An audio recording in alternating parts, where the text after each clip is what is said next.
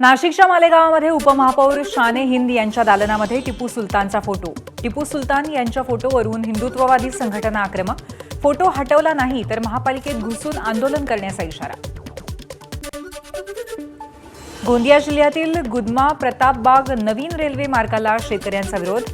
अल्पदरात जमिनी संपादित केल्या जात असल्याचा आरोप। योग्य मोबदला मिळाला नाही तर गोंदिया बालाघाट महामार्ग अडवण्याचा शेतकऱ्यांचा इशारा।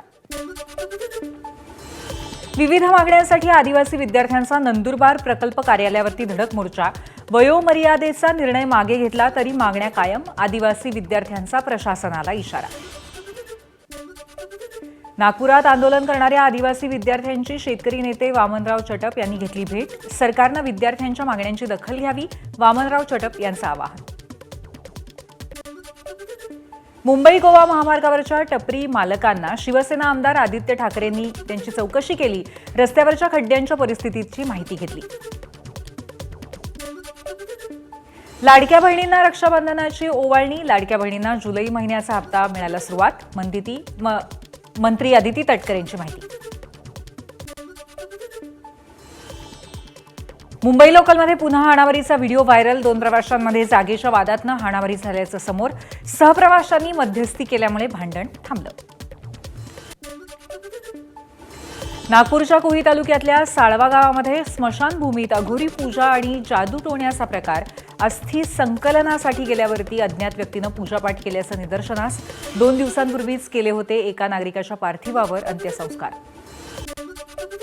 बीडच्या माजलगाव धरणाच्या प्रतिबंधित क्षेत्रामध्ये बेकायदेशीर ब्लास्टिंग। घटनेच्या 13 दिवसांनंतर अज्ञात आरोपीवरती गुन्हा। जलसंपदा विभागाच्या भूमिकेवरच प्रश्नचिन्ह। मध्य रेल्वेवरती शुक्रवारपासून 15 दिवसांचा मोठा ब्लॉक। रोज रात्री 11:30 ते पहाटे 5:10 असणार मेगा ब्लॉक। 28 ऑगस्टपासून 15 दिवस घेतला जाईल रोज 5 ते 6 तासांचा ब्लॉक। टिटवाळ्याला 15 डब्यांच्या लोकलसाठी प्लॅटफॉर्म विस्तारीकरणाचं काम। ओमकार हत्ती गोव्यातनं पुन्हा सिंधुदुर्गच्या दोडामार्गमधील कळणे गावामध्ये दाखल। हत्तीकडनं गावातल्या वाहनांसह फळबागांचे नुकसान। पालघरच्या डहाणू तालुक्यातील बावडा गावामध्ये बिबट्याचा वापर। पहाटेच्या सुमारास गणेश मंदिर परिसरामध्ये बिबट्या सीसीटीव्ही कॅमेऱ्यात कैद। बिबट्याला जेरबंद करण्याची स्थानिकांची मागणी। सिंधुदुर्ग जिल्ह्यामध्ये पावसाची संततधार। तिलारी धरण 90% भरल्यामुळे नागरिकांची चिंता मिटली। गेल्या वर्षीच्या तुलनेत अजूनही 25% पावसाची तूट। वाशिमच्या धनस परिसरामध्ये तब्बल 26 दिवसांनंतर पावसाचं पुनरागमन।